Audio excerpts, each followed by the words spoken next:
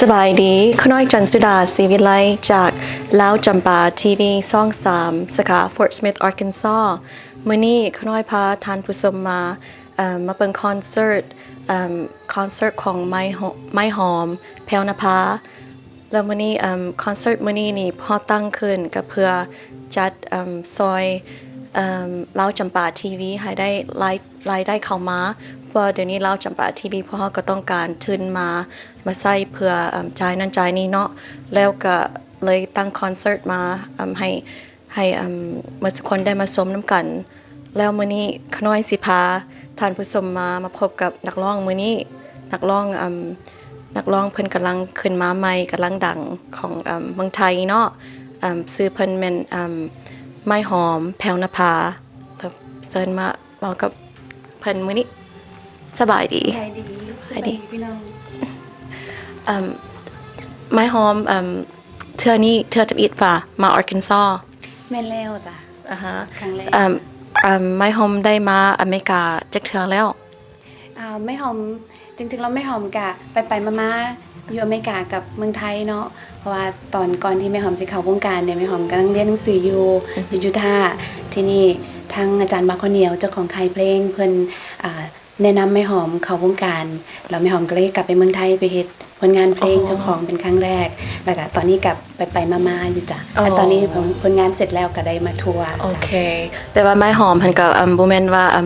เป็นคนใหม่ของอเมริกาเนาะก็ลึ่งเยอะอเมริกาแล้วสมพอจันสุดาลมกับไม้หอมตอนนั้นไม้หอมก็ภาษาอังกฤษก็เก่งอยู่พอได้จ้ะพอได้จันสุดากับไม้หอมเก่งแล้วไม้หอมมักบ่มาคอนเสิร์ตอยู่อเมริกานี่ม่วนบ่ไม่หอมมากหลายเพราะแม่หอมเป็นศิลปินน้องใหม่เนาะสิ่งที่แม่หอมประทับใจที่สุดเวลาไปทัวร์เนาะค่ะเนาะก็คือแม่หอมได้ไปรู้จักพี่น้องคนลาวแล้วทุกคนเนี่ยแบบว่าน่าฮักหลายคือคนภาคอีสานคือกันเว้าลาวคือกันพาแม่หอมกินข้าวเหนียวกินแจ่วกินตำส้มแม่หอมก็คือบ่มีความรู้สึกว่าเจ้าของห้างบ้านห้างเมืองค่ะแล้วทุกครั้งที่ไปนี่ก็มีความฮักให้พี่น้องทุกคนเพราะว่าทุกคนก็เป็นแบบจริงใจแล้วอบอุ่นหลายแล้วเป็นสิ่งที่ยากเวลาแม่หอมจากแต่ละหม่องก็คือว่าสิคิดฮอดแต่ละหม่องที่ไปคอนเสิร์ตก็สิคิดฮอดทุกคนดีเนาะดีใจจันสุดาก็ดีใจที่ว่านั่งล้มกันได้ว่าภาษาลาวนำกันเนาะแล้วก็ไม้หอมก็เป้าได้ง่ายคือคนลาวคือกันนี่แหละเนาะเพราะไม้หอมก็เป็นไทยอีสานเนาะอีสานก็เป็นคันสิเว้าแล้วก็คนลาวสมัยที่เนาะแล้ว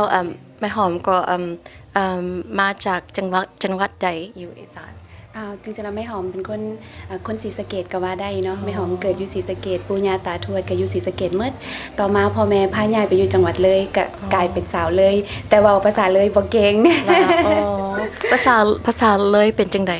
ภาษาเลยคือกับสำเนียงคนหลวงพระบางโอเคแปลว่าเป็น accent ต่างหน่อยนึงเนาะสำเนียงต่างกันสำเนียงเดียวกันกับหลวงพระบางว้าวโอเคแล้วบนบ้านจะอยู่ห่างกับบ่ได้ไกลจากอุดรบ่ไกลปานใดใกล้ๆกันใกล้ๆกันก็อุดรก็ใกล้ลาวอยู่ได้เนาะแม่นแล้วไม้หอมก็ได้ไปยามเมืองลาวอยู่บ่ไปแม่หอมเคยไป2เทื่อเนาะปีกายแม่หอมกลับไปเมืองไทยไปเฮ็ดผลงานเพลงแล้วก็มีโอกาสได้ข้ามไปประเทศลาวไปเวียงจันทน์ไปซื้อผ้างามๆมาตัดแล้วก็เป็นสิ่งที่แม่หอมภูมิใจหลายเป็นผ้าสิ่งงามๆแม่นแหละตัดอยู่หัน2ชุดชุดนึงแม่หอมได้ใส่กับท้ายปกอัลบั้มดอกไม้พลัดถิ่นด้วย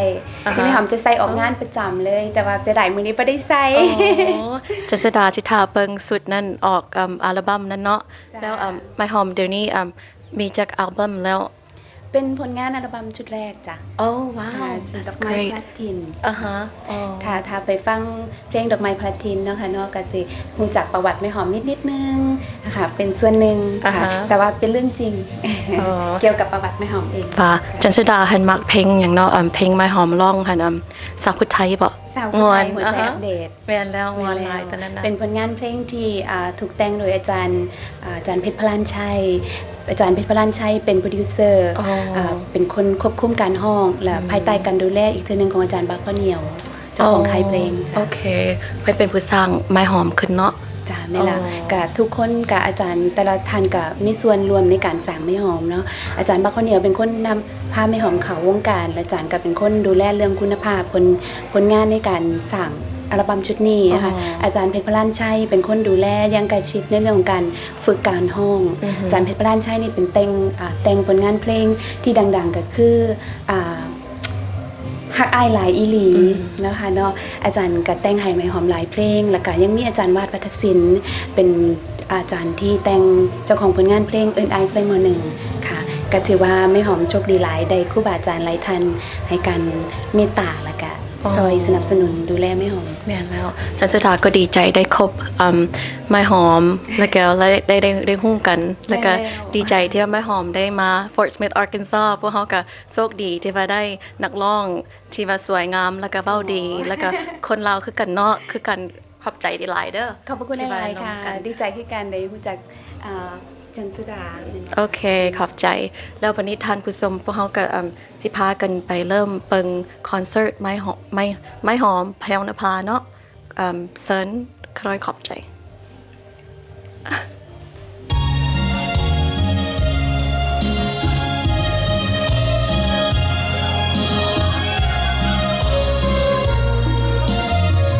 ผู้สติดีที่อายอาสามาเคียงข้างอุ่นใจทุกอย่างบ่หวั่นไหวถึงแดดลมฝนไอ้ยื่นมือมาเมื่อมีปัญหาหรือขาดสนโลกนี้จะมีจากคนที่ใจดีฮักจริงคืออายบ่เคยเสียใจที่ได้ให้มาเป็นแฟนถึงบ่มีสร้อยมีแหวนเงินถึงเงินแสนก็ภูมิใจน้ำสวยกันหาบอยากสวยดึงบ่เคยห่างไกลผ่านทางเล็กน้อยอภัย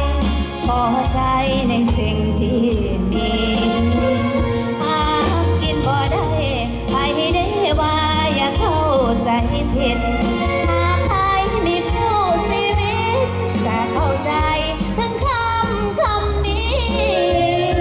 ให้เฝ้าถนอมประคองหักเขาให้ดีรักษาเสียงของที่มีจะเสียดายเมื่อเสียมันไปดีใจอีหลีนับว่าบุญมีจึงพอกันเสื้อในคำมันพอเฮาหักกันด้วยใจบ่มีกำแพงเงินทองเป็นของนอกกายที่สุดแล้วว่าหักอยู่ได้มั่นใจเกิน100%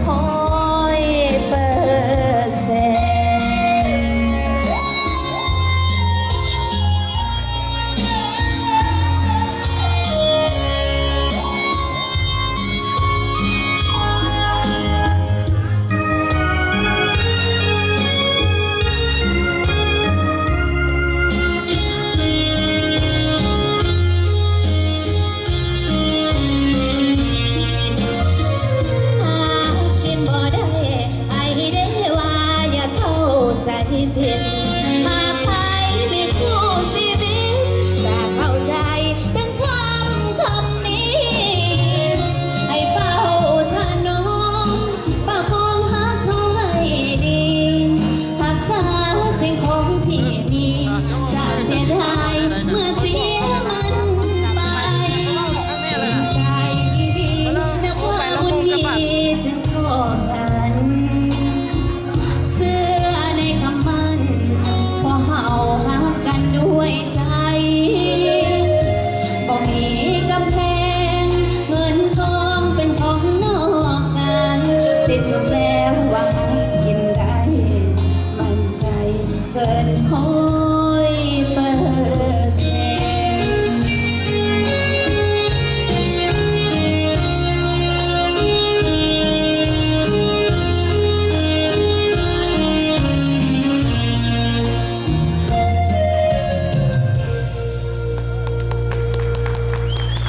สวัสดีค่ะสบายดีพี่น้องสุขุสุขนค่ะขอบคุณหลายๆเด้อสำหรับเสียงปรบมือ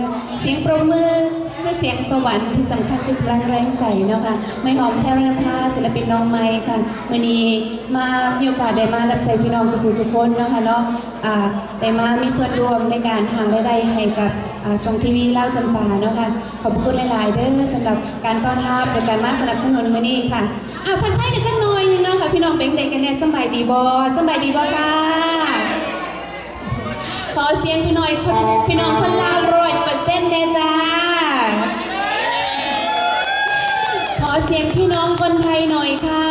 มีไหมเนาะโอ้หักกันเหนียวเด่นไว้ข้าวเหนียวหนึ่งไม้เนาะพี่น้องอย่าสิเพ่แตกมันคือนำถูกข้าวเหนียวเพิ่นว่าไอพิธีกรอยู่ทางไหนเนาะ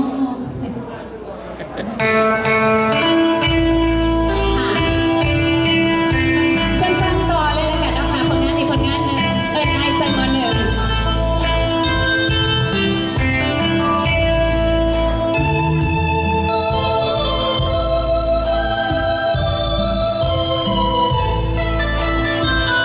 ฟังเสียงฝ่าห้องดังก้องสนั่นเวหาสะดิดหัวใจเลื่อยมากับปีแล้วนาที่บ่มีทางสาวนาคนนี้ซ้ำชีวิตคือน้ำผู้เบาความภูมิใจเป็นบ่าวสาวตั้งแต่เท้าเพียนอยู่มอปลายอายได้เรียนต่อมหาลัยอยู่ในเมืองทองจนจำจากกายน้องทั้งที่เฮาสองผูกสัมพันธ์ใจ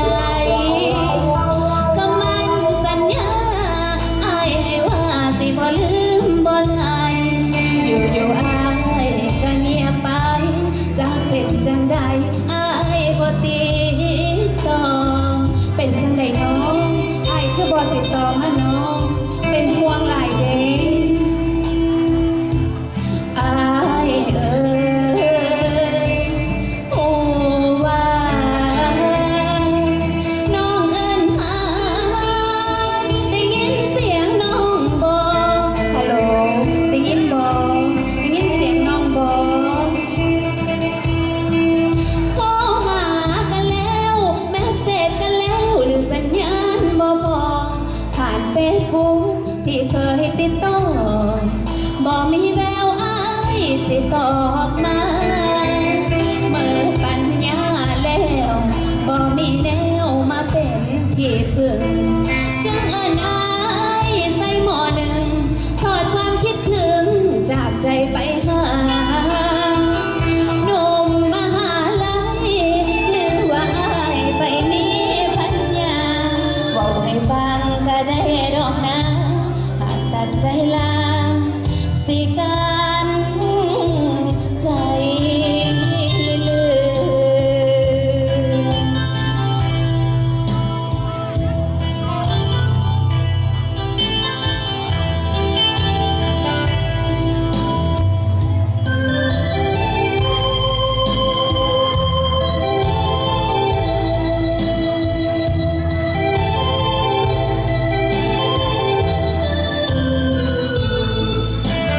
ข